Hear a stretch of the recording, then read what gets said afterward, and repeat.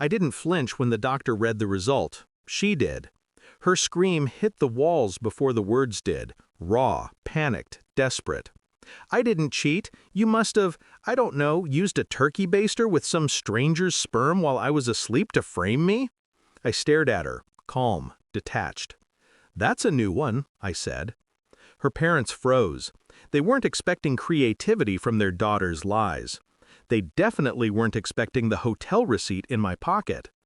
I didn't walk into this relationship blind. I'd known her for 3 years, loved her for 2, proposed after one night when she cried in my arms, saying I was the only man who ever made her feel safe. She was warmth, soft eyes, easy laugh, long apologies over tiny mistakes. I thought loyalty was her default setting. I thought commitment was in her bloodstream. But love blinds the careful and deafens the observant. I ignored the first misstep, and the second, and the third. Her phone face down more often, her sudden late-night errands, her work trips where no work ever happened. I told myself people change. I didn't realize she had already changed long before I noticed. The shift came quietly. One night I found her crying in the bathroom. She said it was hormones. But her phone buzzed on the counter, and I caught a preview of a message before she snatched it away. I miss the way you used to breathe in my ear. Not my words, not my breath. I didn't react, not then. Later, the dates lined up.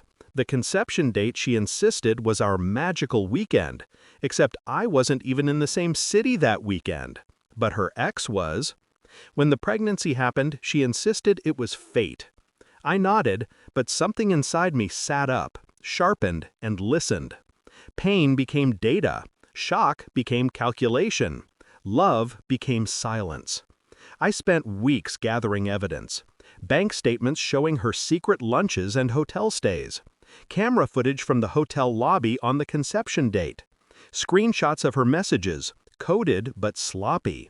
And then, the hotel invoice with her signature, time-stamped perfectly. I didn't confront her, not yet. Revenge isn't confrontation, it's choreography, a sequence, a rhythm, a trap that closes only once. I made sure the paternity test was her idea. I made sure her parents insisted on being present. I made sure the doctor delivered the results with the kind of finality that leaves no room to breathe. All I had to do was wait for the moment her world folded in on itself. She cracked right on cue. The instant the test came back negative, she lunged into delirium. Denial, anger, bargaining, accusations ripped from the bottom of her panic. Sperm theft? Really? I murmured. She kept spiraling. Her parents kept watching. The room kept shrinking. And then, slowly, I took the envelope from my coat. A plain, white envelope. Quiet. Dangerous. I slid out the receipt. The hotel logo, the timestamp, her signature. Placed it on the table between us. She stared at it the way someone stares at a loaded gun pointed at their own life.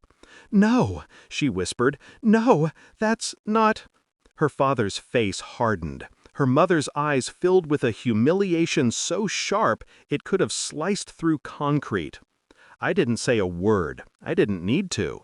Her parents turned on her, not with shouting, but with something worse. Disappointment. Deep, heavy, unrecoverable.